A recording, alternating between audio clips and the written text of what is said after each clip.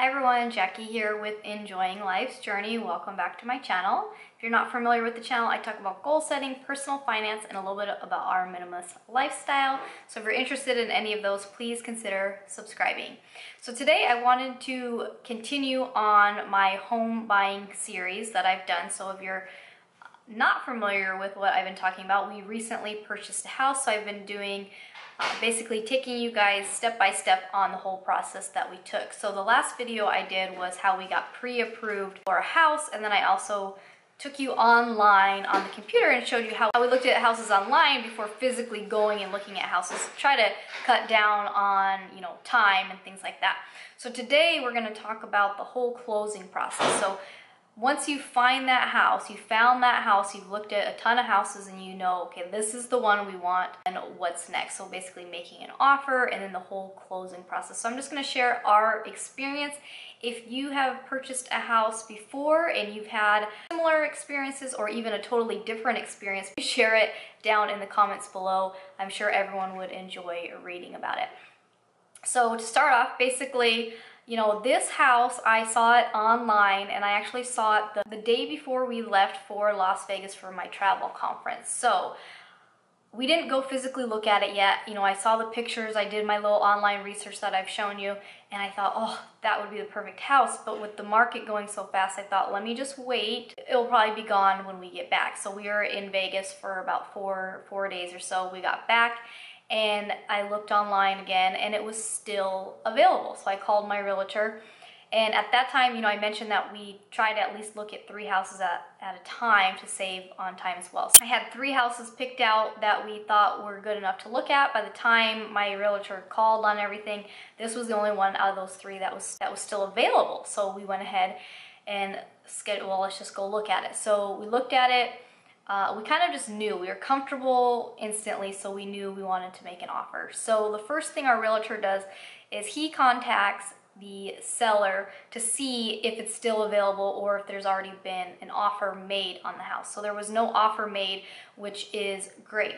So with the market being the way it is, we went ahead and just told our realtor that we would go ahead and we would offer asking price. So at that time, the asking price was $166,000. We would be putting 5% down. We would do a $500 holding deposit, and the seller would pay 3% of the concession, the closing costs. So that's kind of what the offer, what we ended up putting out on the offer.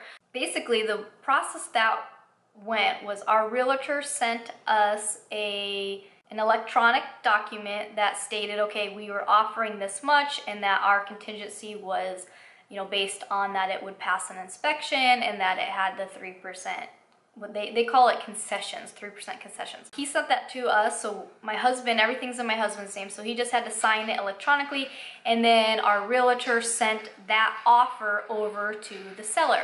Now, from there, the ball's in their court, and they have a certain amount of days to respond, or you guys have a certain amount of days to come up with an agreement, I guess, between when that original offer was made. So originally, the seller reached out via email, not a formal counteroffer, and so they came back and they said that they would take the $166,000, but they would only put $1,000 towards closing. Well, then that would mean that we would have to come up with another, $6,000 or something. So there was no way we could do that. We didn't have the cash. Our idea of that was we would kind of meet them in the middle. So we came up on our price and we said, okay, well, we'll come up to $169 if you pay the closing costs. So it's kind of like, it's basically a way for us to come up a little bit. So we came up, a couple thousand instead of 6,000, and we just we're gonna, I guess, finance it in. So that was that. So they came back, they basically sent us the counter saying, okay, we'll counter you 169 and 169,000, and then we'll do the 3% concession, the closing costs. So then Ricky had to electronically sign that and say, okay, we agree to that. So at that point now we were what they called under contract. So we were officially under contract with the seller. So then what the seller does is they gave the information to the title company, and the title company got in contact with us and said, okay, we need to wire transfer over the $500. So we wire transferred over the $500. So then there we were good, we were under contract, and this was, we had an estimated closing date for July 23rd. That was the closing date. So about a month to close, because we did the offer in June. So then the next step was for us to have the inspection done on the house. So we had, I found a company, and so they did it, you know, different prices based on square foot. So we had them come out, and it only cost us about I think it was gonna be $225, and then I added the termite inspection on there because in Arizona, that's one of the things that we've houses have termites sometimes. So I added the termite inspection on there. So I think we paid about $280 for the inspection. You know, there was an issue with the air conditioner, so then I did hire a separate air conditioning company to come out and assess specifically everything that was wrong with the air conditioner. So then from there, we send in a request to the seller stating, you know, we have the report, that everything that the inspector found. So we sent over that report, and we sent over a list of our top 5 things that we wanted fixed, in the order we wanted them fixed. So we basically said, you know, the air conditioner, there's the hot water, the pressure was a little weird, that there was a satellite dish had been on the roof on the side at some point, so we said, well, we wanted them to patch that part up. And then the faucet in the bathroom was kind of leaking when you turned it all the way on, so we said replace the faucet. So that was kind of, you know, what we basically sent back. And then they have a certain amount of days to respond. So you're kind of, you know, you send information, then you wait a couple days. During this time as well, in the background, the mortgage company is getting everything prepared for the loan, for the mortgage. So as soon as your realtor and you and the seller come to an agreement and you say, okay, we're giving the earnest deposit and we're in contract to buy this property, the realtor contacts the lender and sends them the information. So he already sent my lender the information saying, okay, they're gonna do 169, 5% down. So then once, you know, you're under contract, your realtor gives that information to the lender. So the lender starts to process everything. So even though you're already pre-approved, you don't officially have the loan yet. So they have to go through, and now what they're doing is they're going in with a fine comb and they're going through all the details. So if you watched before, you can see everything that we did in order to get pre-approved, and a lot of the stuff that we did was actually stuff that would have been done in this process now, which would have been gathering W-2s and tax forms and stuff like that. So we already did that stuff. If you want to know what I'm talking about, watch that video. So we already had that stuff done. So pretty much the only thing they needed was updated bank statements, updated pay stubs, because that stuff was given to them, you know, about 2 months earlier. So they want to make sure everything's still current and everything looks good. There was a few things on the credit. There was like a random address on Ricky's credit, and it was, the dates were just reporting weird. So Ricky just had to write up a statement saying he lived at that address, you know, whatever dates he had. I had to sign something saying, because all of our accounts are joint accounts, so I had to sign a statement saying that yes, Ricky has free range to use all the money in the joint accounts for the down payment and everything. At this point, you're dealing with about 3 people. You're dealing with your lender, you're dealing with your realtor, and you're dealing with the title company, and then you're dealing with, you know, any people that you're hiring for the inspections. The seller had a little bit of time to get back about the things that they would fix. So they came back, they basically just, you know, at that time, they sent somebody out to check out the air conditioner. The air conditioner was then working fine at the time, so they basically were kind of like, we're not really gonna work on the air conditioner. They fixed like the bathroom faucet, maybe one other thing, and that's what they agreed to. So we try to play a little hardball and say, okay, well, you know, if the air conditioner is not going to be fixed, then we're either going to come down on price, or we're not going to end up going with it. The ball was in our court, so we had a certain amount of days that we could wait. So we waited to the last possible minute just to see if they would budge on the air conditioning thing, and they didn't. But we did find someone that could fix it for only $400. So we're like, you know what, that's fine. It wouldn't be a big deal. Plus, we did get a home warranty for the first year of this house also. So we were like, you know what, okay, fine. Like, we'll deal with it later. We went ahead and said, okay, we agree to you fixing what you're going to fix. So then they basically said that they would fix the stuff, and then they would clean the house one more time before we took over keys. So now at this point, we were basically waiting for the appraisal to go through. So, we paid the lender $425, and then they ordered the appraisal, and then that amount was deducted later in out of the closing costs and stuff. So basically, you're kind of just prepaying something that you would have possibly paid, or the seller would have paid later, something like that. So then the appraisal came out, and I got the report from the appraisal, and the appraisal came under what we had offered. So like we said, the original selling price was $166. We ended up offering $169. The appraisal only came back at $165, so $165,000.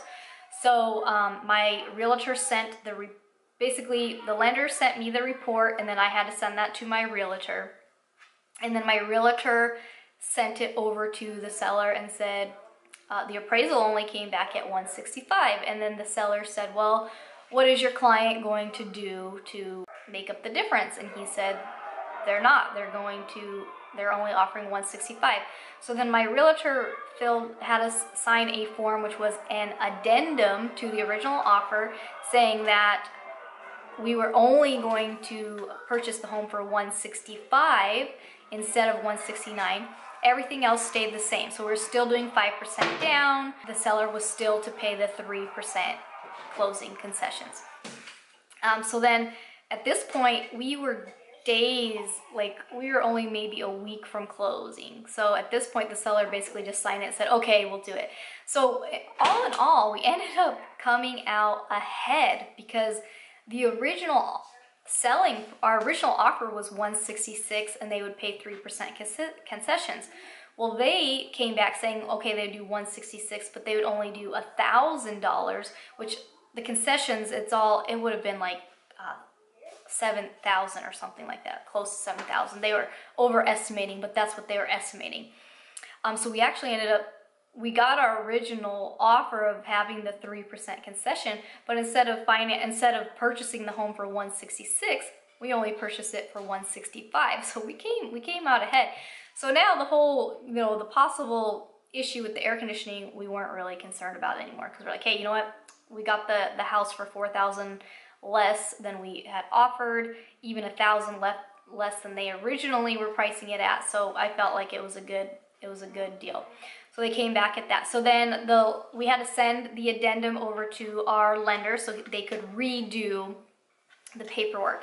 So like I mentioned, that's kind of the stuff that was going on with the seller and doing that stuff at the house. But on the lending end, at the same time, like I mentioned, they were making sure all the details were together. So what they did is they set up an online account that we had.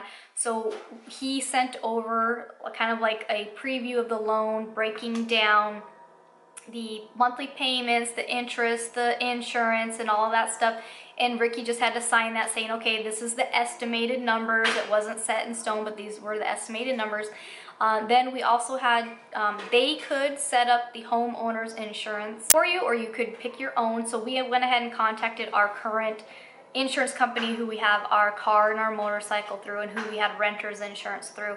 So we went ahead and they did a quote up for us. So we sent that information, we sent their information over to our lender, and then our lender got in touch with them and got the official thing. So the way that works is the lender actually pays homeowners for the whole year once closing and all that stuff gets going. It's kind of like you're doing all of these things kind of at the same time.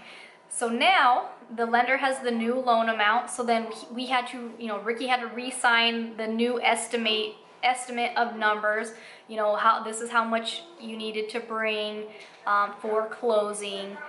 Which is closing is basically when you go and sign all the papers and pay the last bit of money that you need to pay. So let's see if I'm missing anything. Then the lender communicates with the title company to get all of the official figures, all of like how much is actually, what are all their fees, what is everything. So our lender did a real good job of overestimating. So we actually thought we'd be having to spend maybe $2,000 more than we originally thought we would, because he just overestimated everything. But then once he got all the actual numbers from the title company. He sent us a new form saying, okay, these are the actual numbers. And so our closing was actually, you know, it was basically just the 5% down. The remainder of the 5% down, that because we'd already put 500, like I said, we already put 500 earnest money towards it. Like I said, they kind of communicated together, so the title company got the official paperwork from the loan officer saying, okay, this is how much, this is all how it's playing out, this is how much we're going to pay you. And so then the title company contacts us again and says, okay, this is how you make your closing cost payments. Now, we closed on a Monday, and we were still waiting to hear the final details on the Friday before. So they said we could bring a cashier's check to closing. However, we bank with Ally Bank, so it's an online bank. So we can get a cashier check, but we'd have to call, order it, and have it like mailed out. So there was no way we were gonna have it in time for Monday. And then we thought, well, we could just wire the money, but we weren't sure that whole process. So we just decided we would wire the money, but we didn't get an official answer about that until Monday while we were at closing. So Monday morning came, so basically the loan officer got all their ducks in a row, said, you know, got all the paperwork finalized, got it to the title company. So then all those random papers that Ricky was signing through the process, now we had to go and he had to physically sit down and sign or initial all of those things in person. So you do some electronic signature stuff, but then you actually have to physically go down there and do it. So we both had to go to closing. Because the mortgage is in Ricky's name, they required, I had to sign a quitclaim deed or so. I had to sign something saying that I don't have any interest in the property because everything is in his name. It's kind of a bummer because it's like you're married, you think everything's all yours. So basically it just says he's the sole owner of the home, which, you know, that is what it is. But Ricky's like, don't worry, that it's our house. It's like as soon as we pay it off, we'll redo the names and all that stuff. So I'm like, okay, I'll feel better about that later. But that's sometimes what you have to do. So if you're not married, if it's only one person, it would be their sole property anyways. If you are married, you know, it's just, it's done a little bit differently if you're both not on the mortgage. So that's, you know, that was something extra I had to sign. So we went down there on a Monday morning, as soon as they opened, went down there. We signed everything, and then they gave us the information that, okay, you can just wire the money over. So I just used their computer, logged on real quick, and set up the wire transfer. The wire transfer did take a couple hours. So at that point, you know, we didn't have access to the house yet. So after signing all the papers, once they got our money, once our money was transferred and they received our money, then they sent the paperwork and the receipt that they received our money to the lender. Then the lender transfers all of their money. So because we did 5% down, which is about $8,000 and something total when it was all said and done, our lender ended up sending $156,000 and like $600 or something like that. So that's pretty much what we financed. So we financed, you know, $156,000 roughly, a little over that.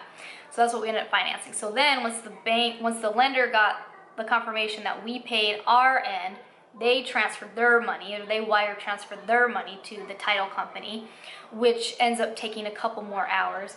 Then the title company has to disperse the money and pay everybody that needs to get paid. So the realtors need to get paid, the sellers need to get paid, you know, all of that stuff. Then we get the phone call that says, okay, everything's done, the house is yours. So if you had physical keys to go get, your realtor would get those keys for you and you get them from the realtor. Because we had the keyless entry, the code entry, the keys were actually just left on the counter at the house for us, and then they gave us the code. So then we had the code, you guys saw us on the first day. So that first day we kind of celebrated, we brought one carload of stuff over, and then I changed all the codes on the door, so now, you know, so no one else could randomly come in. And then we also so Ricky did take that Monday off so we could sign the papers. While we were waiting in this limbo, waiting for everything to happen, we did drive out here. We went to the utilities place and got the water, sewer, trash set up. We went to the post office and made sure we knew where our mailbox was. And then we went and ate at the local Applebee's to celebrate while we were waiting, and then it all worked out to where when we were done, we had the code to come into the house. So yeah, you guys, that was the whole process. So this packet right here, I'm not gonna show you this packet, all these papers, this is what Ricky had to go through and sign for this whole big stack, yeah? So he had to do that. So the biggest thing that I pulled out of here is within your closing paperwork, it's going to have this, which is called an amortization schedule. So this is what we're gonna be utilizing to help us pay off the house. We're gonna try to pay off the house in like 6 to 7 years. So this one I pulled out of there, so we had that handy. The other paperwork that is you want to have on hand is going to be your mortgage, your monthly payments broken down, you know, your principal and interest, your taxes, your insurance, your mortgage insurance if you didn't put enough down like we did. It has that broken down. And then it has your first 2 payments, like your payment statement or something, so who you're going to pay. Now a lot of times your mortgage, so our mortgage was set up with a certain company, but a lot of times they sell it to a different company, and then that other company ends up servicing it, so you end up making your payments to the new company and things like that. So our first payment will probably go to our mortgage company, our lender who helped us get everything approved and get everything done.